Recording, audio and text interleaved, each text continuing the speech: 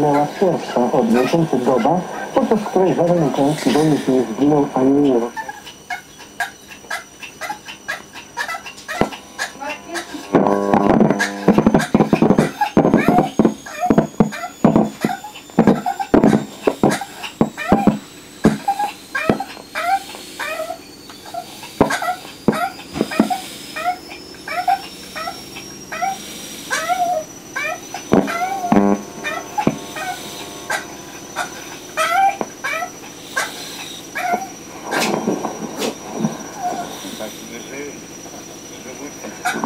My na swojej земле. Добре? Чекам до розкладу за Żołnierza batalionu Dnipro Azur.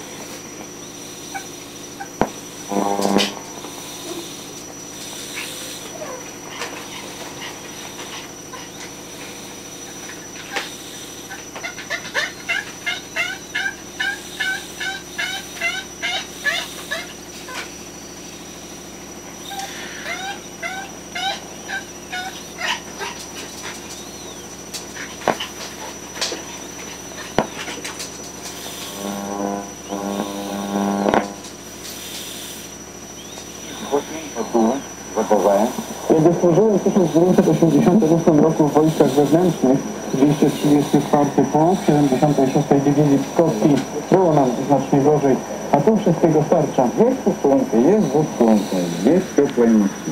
Jest suszonka, jest mleko zagęszczone, mamy ciepłe skarpety. Pomagają nam wolontariusze. Wygramy te wojny dzięki wolontariuszom. Przepraszam Cię, może powiem coś nie tak, ale wygramy także dzięki Polsce, bo Polacy wiedzą, że Putin robi źle. Wyrażam się delikatnie, żeby nie przeklinać. Pod Witebskiem zestrzelili samolot. Nikt o tym nie mówi. O Katyniu nikt nie pamięta, a ja o tym pamiętam. Wojnę wygramy dzięki wsparciu narodu. Przyjechałem do Polski. Nagrywaj to do cioci Elżbiety. Nazywałem ją Elka. Pokazała mi film, jak budziony szedł na Warszawę. Zatrzymał go kobiecy batalion. Spacerowałem po mieście, po Łukowie. W każdym razie trafiliśmy na wojskowy cmentarz. Wielki szacunek. Polski żołnierz zginął, leży na cmentarzu. Mogiła zadbana, alejki czyste, to fantastyczne. U nas? Dopiero teraz się to zmienia. Jakby nie było tej wojny, i tak wygramy. Ja mieszkam 300 km od granicy z Polską, jestem 1000 km od domu.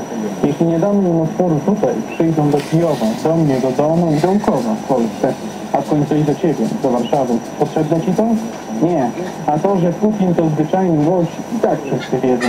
I tak to jest. Не придут в Киев, не придут ко мне домой, они придут в Луково, не придут к тебе в Варшаву. Оно тебе надо? Нет. То, что ничего. No tak. A wtedy jest ze mną Jan Ciekło, Fundacja Dobry wieczór. Dobry wieczór, witam. Czy jest szansa, żeby to zawieszenie